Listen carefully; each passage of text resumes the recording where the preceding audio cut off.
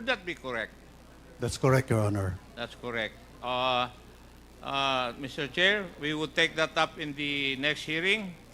And may I be allowed to make a manifestation, Mr. Chair, kasi gabi na eh. Mr. Chair, may I be allowed? Magmamanifest lang ako. Sorry, Your Honor. May I ask that you repeat again your May I question? have the opportunity to make my manifestation kasi gabi na po, Mr. Chair. Please proceed. Thank you, Mr. Chair. I would just like to express my gratitude to my co-members of the committee for finding time to conduct this hearing kasi bakasyon na dapat tayo nung Wednesday pa.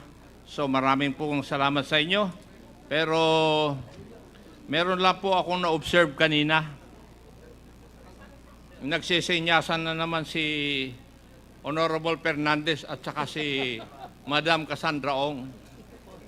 Hindi ko alam kung ano yung ganon. Sabi naman ni Madam Cassandra Ong, ganon. Tapos gusto pa niyang kunin yung aking sandwich, ibibigay doon kay Madam Cassandra Ong. Sabi ko, bakit isa lang bibigyan mo?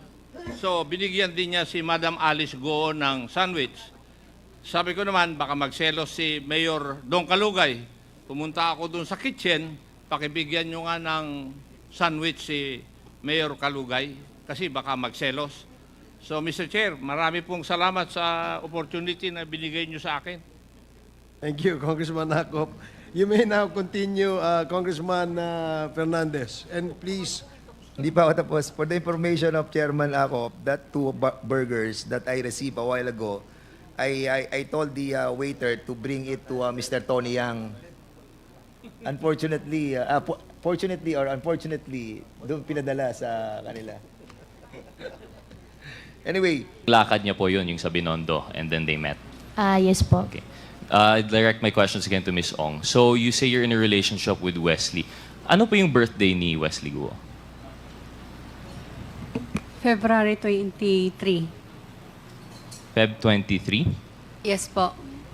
That would peg him, what year po? 1990... wait, bilangin ko lang po.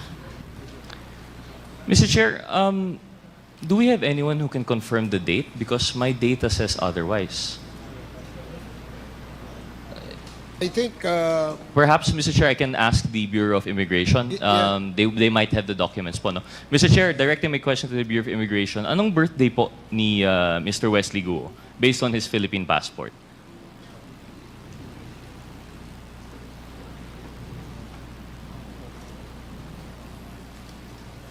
Mr. Chair, good evening. Unfortunately, we don't have it, but I undertake to give it before the end of the session, sir. Okay, please can we confirm? Because as far as I understand, I've seen the picture of the passport and it said February 1. And it would be very curious po na Miss Ong wouldn't know the birthday of her boyfriend for 4 years na po. Tama po. But we'll confirm it later po naman, no? We don't have the data. Would you know po kung anong schools pinuntahan ni Wesley Guo? Boyfriend mo po of 4 years, hindi mo po alam kung anong schools pinuntahan niya? Hindi po, Mr. Chair. Isn't that curious? Di ka man lang na-curious kung saan po siya pumunta for schooling? Hindi po.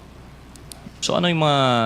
What aspects of his life do you know about? Alam mo po ba kung ano yung hobbies niya? Maglaro po. Maglaro. Yung hobby ng gumdam. Ng gam-gam. Parang robot. Robot. Yun lang po. And the nature of his work, are you familiar po? No po. Hindi rin. So as supposedly a couple from 2020 or 2021, hindi mo po alam yung school niya, hindi mo po alam yung interest niya, and I'm pretty sure hindi mo alam yung birthday niya.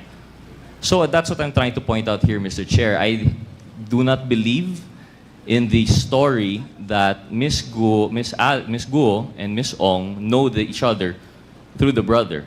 In fact, I believe the matrix more in which what binds them is their work relation through Mr. Duan Renwu and Mr. Xiang Chi.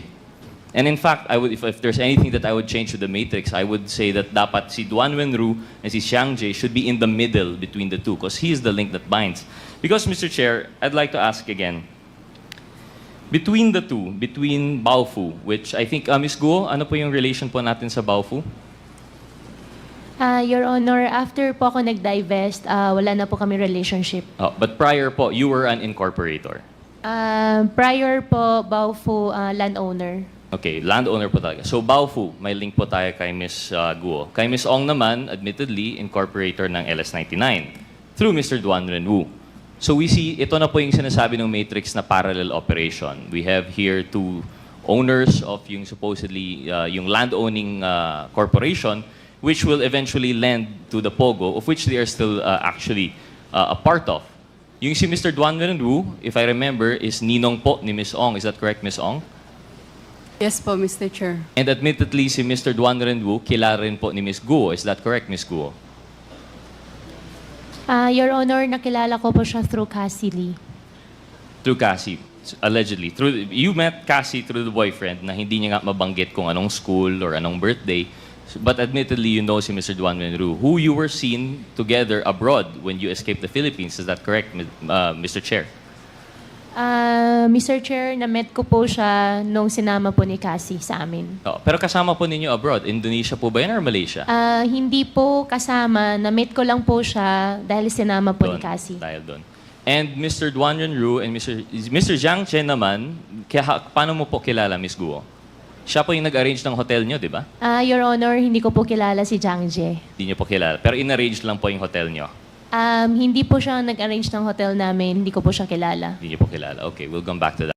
So, si Mr. Duan Renwu and si Xiang Jie, na president of LS99, dito po natin nakikita in parallel po yung nangyayari sa kanila. And why I find it hard to believe, for example, yun, yung kwento ni Ms. Ong, na kilala niya si Ms. Guo through the boyfriend, di naman lang masubstantiate. And kay Ms. Guo naman, although this might be hearsay for the committee, pero ako po personally, I hope you'd understand, di po ako naniniwala sa story na kayo po ay sa Tarlac from 0 to 38. Actually, Mr. Chair, can we ask the committee if naka-ready po yung photo? It was already shown before, pero yung class photo po ni Ms. Guo. Secretariat?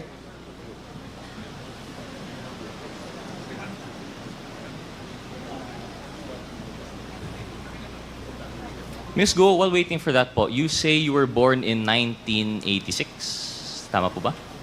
Yes po, Your Honor. That puts you at, how old are you now po? 38. 38. And at the time, naalala niyo po yung picture po no, na na-present last time. But you claim na di niyo po yun...